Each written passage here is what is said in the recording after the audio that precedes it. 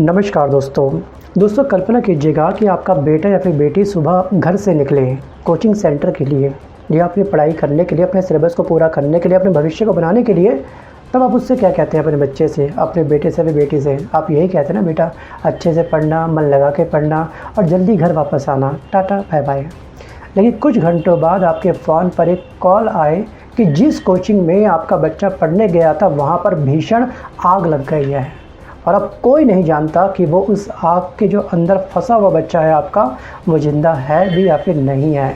और जो चिंता का हल्की सी चिंगारी ना कब ज्वालामुखी में तब्दील हो जाती है हमारे विचारों के द्वारा, हमें खुद नहीं पता होता। या जब किसी पेरेंट्स की बेटी घर से बाहर जाती है, अगर आधा घंटा 1 घंटा घर आने में अगर लेट हो जाती है तो पेरेंट्स काफ़ी चिंता करने लगते हैं, कहीं उसके साथ गलत तो नहीं हो गया। अगर फ़ोन स्विच ऑफ हो जाए बैटरी लो की वजह से, सोचिए उस पेरेंट्स की क्या मनोदशा उस समय बनती है, वो तो पेरेंट्स ही जानते हैं। अगर आप पेरेंट्स हैं तो आप इस दर्द को अच्छे से समझते होंगे जो बीते कल के दिन कई हज़ारों पेरेंट्स ने झेला है। दोस्तों ये कोई फिल्म का सीन नहीं है, कोई फिल्म की कहानी नहीं है, ये उस अमृतकाल की, इस विश्वगुरु देश की हकीकत है जहाँ पर करोड़ों माता पिता अपने बच्चों को बेहतर भविष्य देने के लिए कोचिंग सेंटर भेजते हैं पढ़ने के लिए। लेकिन कई बार उन्हें शिक्षा नहीं, लापरवाही और मौत मिलती है। और आज मैं सिर्फ एक खबर नहीं बताऊंगा, मैं एक ऐसा सिस्टम सवाल से पूछूंगा जिसे शायद सिस्टम जिसका जवाब देने में असहज हो जाए। आखिरकार हमारे बच्चों की जान की कीमत वर्तमान में है कितनी? बस घटना होती है, मुआवजा थमा दिया जाता है, कोई नई घटना पे जन्म लेती है, वहाँ मुआवजा का नया खेल खेला जाता है, हम पिछली घटना के भूल जाते हैं। दोस्तों आज का ये वीडियो बनाते समय ना, सच कहूँ तो शब्द ढूंढना मेरे लिए काफ़ी मुश्किल हो गया है। मुझे समझ नहीं आ रहा कि मुझे कौन सा सेंटेंस कब बोलना है, क्या बोलना है। अगर कुछ सेंटेंस आगे पीछे हो जाए तो प्लीज़ आप लोग मैनेज कर लीजिएगा। सो गाइस, जब किसी हादसे में मासूम छात्र जान गंवाते हैं तो ये सिर्फ एक न्यूज़ स्टोरी नहीं रहती है, ये पूरे समाज की विफलता बन जाती है। सो गाइस, रिपोर्ट्स के मुताबिक लखनऊ के अलीगंज इलाके में स्थित एक कोचिंग सेंटर में भीषण आग लगने की घटना हमारे सामने आई बीते कल के दिन। और प्रारंभिक जानकारी के अनुसार कई छात्रों की मौत हुई और ये आंकड़ा 18 के आसपास पहुंच चुका है। 18 छात्र मारे गए हैं, उनकी मौत हो चुकी है और कई बच्चे आज भी घायल हैं। लेकिन सबसे बड़ा सवाल ये है दोस्तों कि आखिरकार ये आग लगी कैसे। सबसे बड़ा सवाल ये कि क्या ये हादसा टाला जा सकता था। और सो वहाँ पर जो उस समय लोग मौजूद हैं, जो प्रत्यक्षदर्शी थे, उनके अनुसार अचानक बिल्डिंग में धुआं भरना स्टार्ट होता है। कुछ ही मिनटों में हालात इतने ख़राब हो गए कि छात्रों को समझ नहीं आया कि बाहर निकले तो निकले कैसे। सोचिए, जहाँ पढ़ाई होनी चाहिए थी वहाँ बीते कल के दिन चीखे पुकार हमको सुनाई दे रही थी।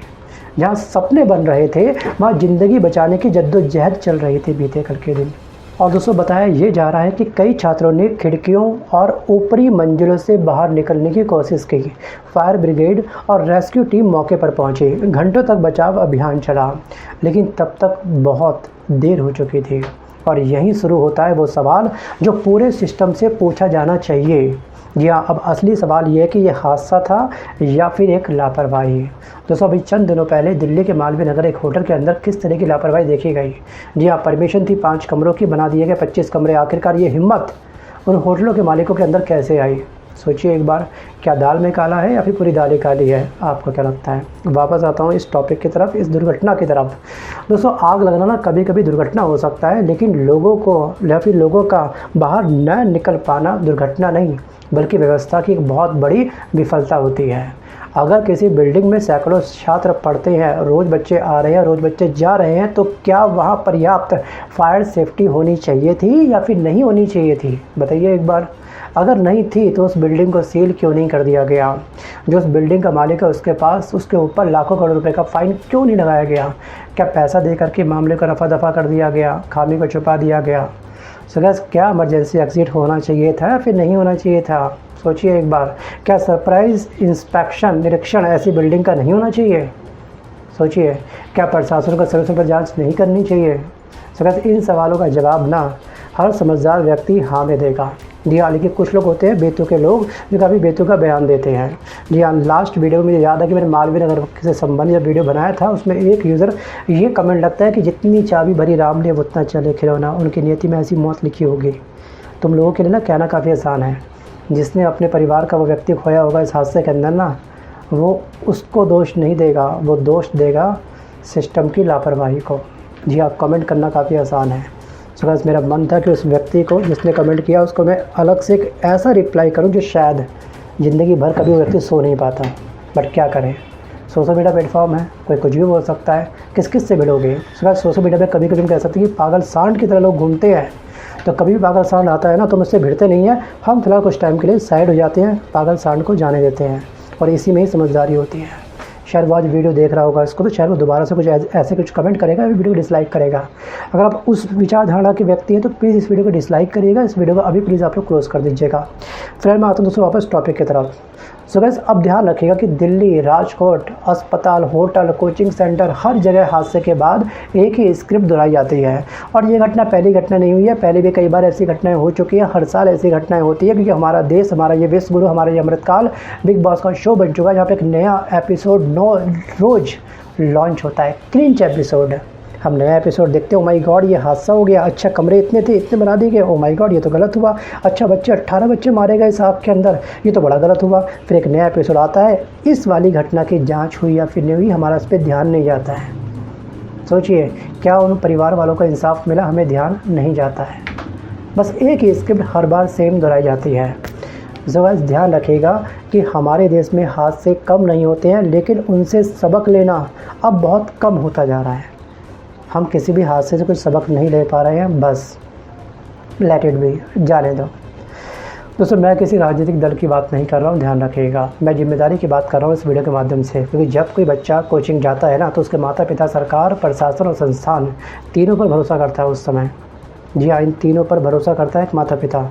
सरकार ने सही काम किया होगा, प्रशासन सही काम कर रही है, संस्थान ईमानदारी से पढ़ाएगी, उसने सेफ्टी का इंतजाम करा होगा। जी हाँ, वो फीस इसलिए नहीं देता कि उनका बच्चा आग में फंस जाए, आग में झुलस करके मर जाए। वो इसलिए मेहनत नहीं करते कि उनका सपना धुएं में बदल जाए। जी हाँ, वो अपनी मेहनत इसलिए करता है पेरेंट्स की बच्चे की टाइम पर फीस जमा कर सके, बच्चे का भविष्य बना सके। सो गाइस हर साल भारत में हज़ारों फायर दुर्घटनाएं दर्ज होती हैं। कई रिपोर्ट्स ये बताती हैं कि बड़ी संख्या में इमारतें सुरक्षा मानकों का पूरी तरह से पालन नहीं करती है और उनके ऊपर कोई एक्शन नहीं होता है। क्यों नहीं होता है एक्शन भाई, क्या बात है? क्या हमारे देश के अंदर करप्शन काफ़ी चरम पे हो चुका है क्या? पैसा दो, मुद्दे को, लापरवाही को दबा दो।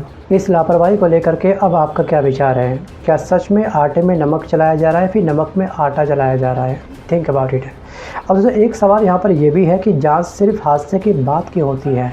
हादसे से पहले सरप्राइज जांच क्यों नहीं होती है? इंस्पेक्शन क्यों नहीं होता है बिल्डिंग का?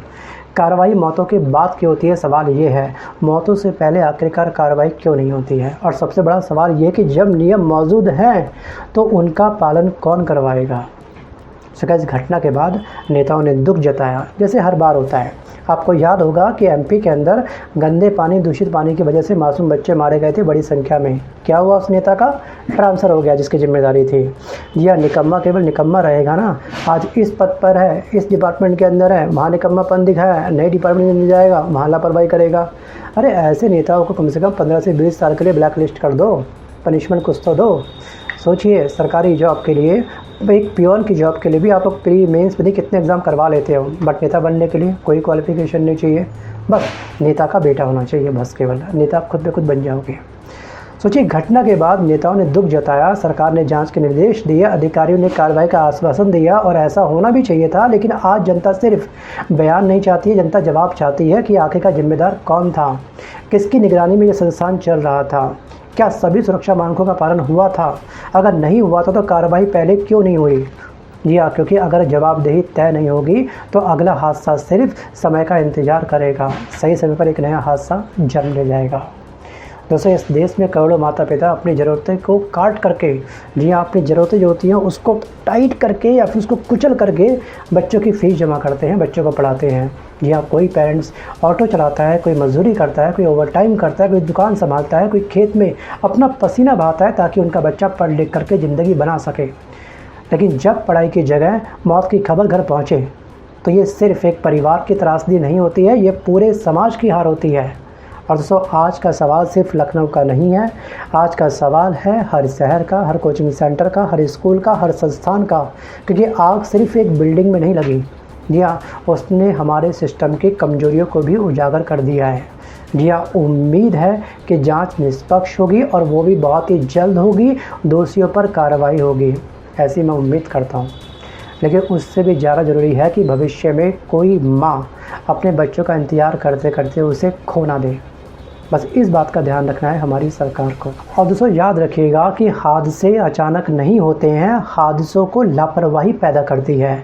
और एक सभ्य समाज की पहचान यही होती है कि वो हर हादसों के बाद सिर्फ आंसू नहीं बहाता है। जी हाँ, सभ्य समाज कारण को, उसकी लापरवाही की जो वजह होती है उसको जड़ से समाप्त करता है, ख़त्म करता है। और मैं उम्मीद करता हूँ कि इस मामले में ना सच सामने आएगा, जिम्मेदारी तय होगी और भविष्य में ऐसी घटनाओं को रोकने के लिए ठोस कदम उठाए जाएंगे। मैं ऐसी उम्मीद करता हूँ वर्तमान की सरकार से। बट दोस्तों इस टॉपिक पर, इस घटना को लेकर के अब आपके क्या विचार हैं? क्या सच में सिस्टम में सुधार आएगा या फिर बस हम इस तरह की घटनाओं के शिकार होते रहेंगे? Think about it. आपका मानना क्या है? कमेंट करना प्लीज़ मत भूलिएगा। सो गाइस आज के इस वीडियो में बस कर इतना ही। मिलता जल्द अपने वीडियो के साथ, तब तक के लिए धन्यवाद।